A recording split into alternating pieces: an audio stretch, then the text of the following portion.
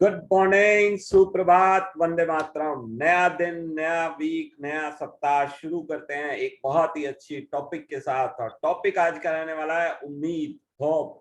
उम्मीद पर दुनिया कायम है, सब लोगों ने सुना होगा, सब लोग बोलते भी हैं और लगातार इन चीजों पर विश्वास भी करते हैं। और मेरा आज का ये टॉपिक मेरा स्वयं का बहुत ही फेवरेट टॉपिक है, क्योंकि उम्मीद से बहुत सारे काम बन जाते हैं। उम्मीद इंसान को कभी नहीं छोड़नी चाहिए। उम्मीद, होप इंसान के जीवन में सफलता लाती है, खुशियां लाती है। और हम बात करते हैं खुशियों की। खुशियां बांटना हमारा काम है, सबको खुश रखना, खुद भी खुश रहना।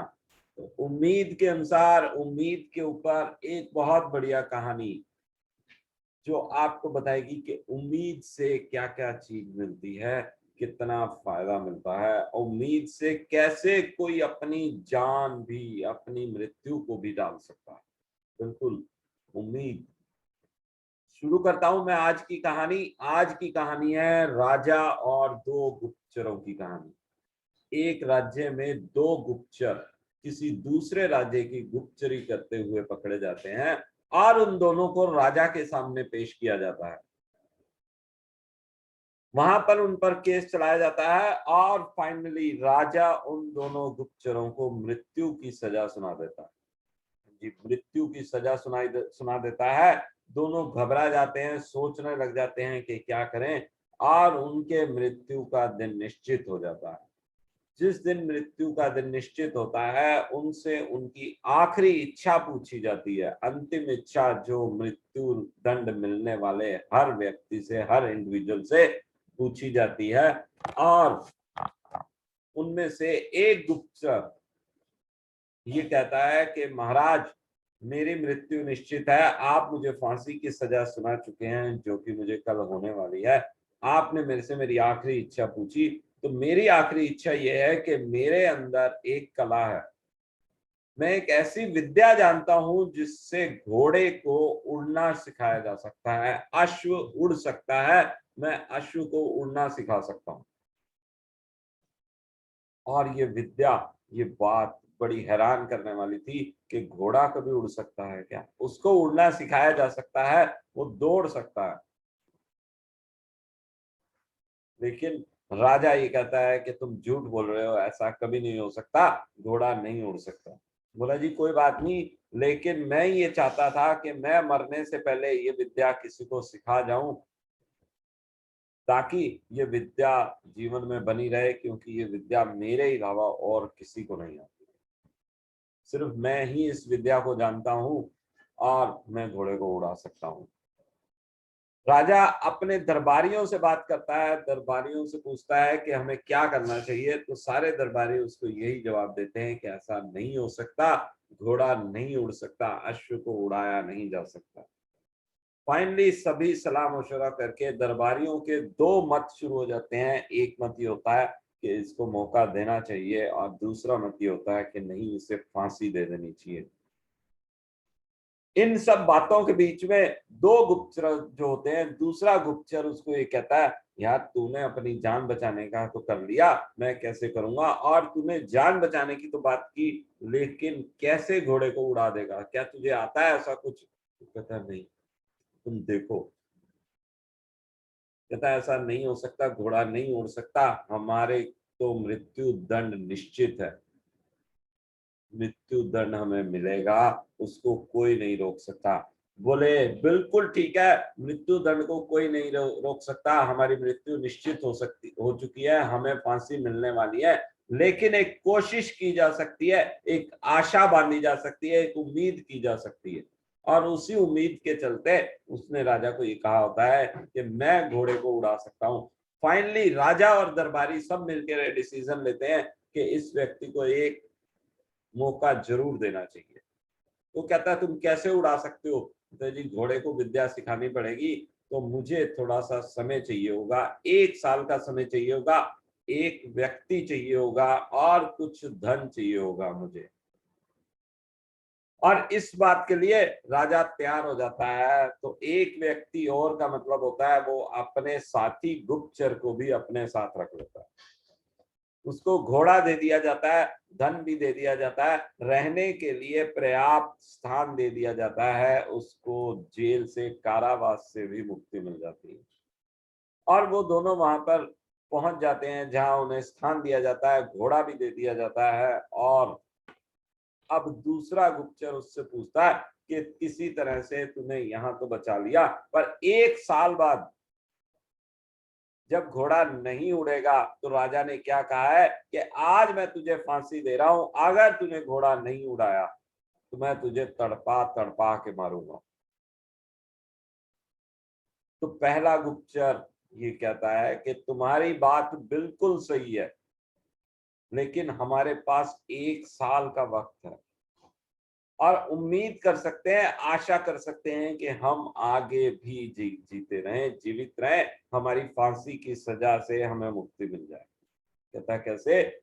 उसका ये कहना है कि 1 साल का समय बहुत बड़ा समय होता है। उस समय में हो सकता है राजा का हृदय परिवर्तन हो जाए, ये भी हो सकता है कि इस राज्य पर हमारा राजा आक्रमण कर दे और वो जीत जाए और हम छूट जाए। ये भी हो सकता है इस राजा की मृत्यु हो जाए, ये भी हो सकता है इस राज्य में कुछ और ऐसी घटना हो जाए जिससे हमारी फांसी की सजा टल सकती है। कुछ भी हो सकता है, हम सारी चीजों की उम्मीद कर सकते हैं। उम्मीद पे हमें 1 साल का समय मिल गया, इस उम्मीद पे ये भी हो सकता है कि 1 साल में हम घोड़े को उड़ना सिखा दें। बिल्कुल, घोड़ा कभी उड़ नहीं सकता, लेकिन फिर भी वो उम्मीद करता है और इस उम्मीद में वो 1 साल का समय लेता है। और दोस्तों, सच में ऐसा ही कुछ होता है कि उसकी मृत्यु की सजा, उन दोनों की मृत्यु की सजा टल जाती है। और वो कैसे? कुछ समय के बाद पड़ोसी राजा, जिस राज्य के वो गुप्तचर होते हैं, वो उनके राज्य पर अटैक कर देता है, आक्रमण कर देता है, क्योंकि उनकी गुप्तचरी से जो सूचनाएं राजा के पास पहुंचती हैं, उन सूचनाओं के बेस पर वो उस राज्य को जीत लेता है और उन दोनों को भी मुक्ति मिलती है। तो देखा दोस्तों कि उम्मीद से, समझदारी से क्या क्या नहीं हो सकता। होप, होप जो है, उम्मीद जो है, वो हमारे को चलना सिखाती है, चलते रहना सिखाती है।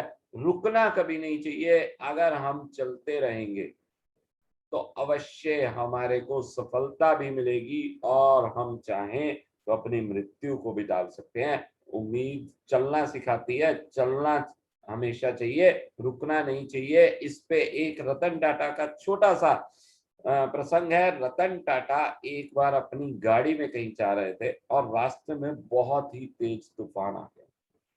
जब बहुत तेज तूफान आया तो ड्राइवर ये कहता है कि सर क्या करूं मैं, क्या मैं गाड़ी रोक लूं? तो रतन टाटा कहते हैं नहीं, तुम धीरे धीरे आगे बढ़ते रहो, गाड़ी मत रोको। और ऐसे ही वो आगे बढ़ते रहे। कुछ दूर जाने के बाद एक जगह पे सबने अपनी गाड़ियां रोक रखी थी और लोग गाड़ी के बाहर, गाड़ी के साथ वहां पर खड़े थे। तो फिर ड्राइवर ने कहा क्या मैं गाड़ी रोक दूं? तो फिर से रतन टाटा का जवाब था कि गाड़ी मत रोको, तुम धीरे धीरे आगे बढ़ते रहो। और कुछ किलोमीटर चलने के बाद वो ये देखते हैं कि सामने बिल्कुल तूफान का नाम नहीं है। तूफान थम चुका है, धूप निकली हुई है, बिल्कुल साफ वहां पर मौसम है। अब ड्राइवर को रतन टाटा ने कहा कि अब तुम अपनी गाड़ी रोक सकते हो। ये बात सुनकर ड्राइवर बड़ा हैरान हुआ कि अब गाड़ी रोकने के लिए क्यों कहा, तूफान तो निकल गया। गाड़ी रोकने के बाद रतन टाटा ने उनको ये समझाया कि कभी भी रुकने से समस्याएं सोल्व नहीं होती। समस्याएं सुलझती हैं समझदारी से और चलते रहने से। जो लोग तूफान में फंसे हुए रास्ते में हमने देखा था कि गाड़ी रोक के खड़े हैं, आज भी, अभी भी वो तूफान में ही फंसे हुए हैं, लेकिन हम लोग तूफान से बाहर आ चुके हैं केवल इसलिए कि हम चलते रहे। हमने अपने आप को गतिमान रखा। Life is all about pace. और इसी तरह से हम अपनी उस तूफान भरी जगह से बाहर निकल के आए। तो रुकने की जरूरत नहीं है, उम्मीद बनाए रखो, उम्मीद के अनुसार चलते रहो। अपने जीवन में सफलता के लिए, अपने सपनों के लिए हम जो प्रयास करते हैं वो भी उम्मीद पर कायम होते हैं। अगर हम उम्मीद छोड़ दें और उन सपनों पर काम करना छोड़ दें, उनके लिए मेहनत करना छोड़ दें, तो क्या वो सपने हम कभी पूरे कर पाएंगे? बिल्कुल नहीं पूरे कर पाएंगे। तो ये सच्चाई है, उम्मीद को कभी नहीं छोड़ना। उम्मीद पर दुनिया का है। होप हमेशा बनाए रखनी है, आशा हमेशा बनाए रखनी है। और आज की सुबह में हम, आज का ये सप्ताह बहुत अच्छी उम्मीद लेकर, इस सप्ताह बहुत अच्छे अच्छे काम होने वाले हैं हमारे अपने शेड्यूल के, जो हमने इस हफ्ते का डायरी लिख रखी है, शेड्यूल बना रखा है, उन सबको हम कंप्लीट करेंगे, ये उम्मीद करते हुए कि सब काम कंप्लीट होने वाले हैं, पूर्ण होने वाले हैं। तो आज के लिए इतना ही। आप सब लोगों का बहुत बहुत धन्यवाद। हमारी ये कहानी, हमारा ये सेशन 15 मिनट का डेली सुबह हम 7 बजे इसी सेम लिंक पर करते हैं, और मैं सब लोगों को उसका टॉपिक भी, इनविटेशन भी रोज भेजता हूँ। और ये सेशन हम रोज रिकॉर्ड करते हैं और YouTube पर भी डालते हैं। YouTube का लिंक भी उस इनविटेशन मैसेज के नीचे होता है, आप YouTube पर भी देख सकते हैं, खुद भी देख सकते हैं। उसको लाइक करें, सब्सक्राइब करें और कमेंट भी करें, और सब लोगों के साथ शेयर भी करें। बहुत अच्छा रहेगा अगर कोई हमारी, किसी को भी हमारी इस कहानी से कुछ भी सीखने को मिलता है या उसका कोई काम बनता है, तो कितनी बढ़िया बात हो जाएगी।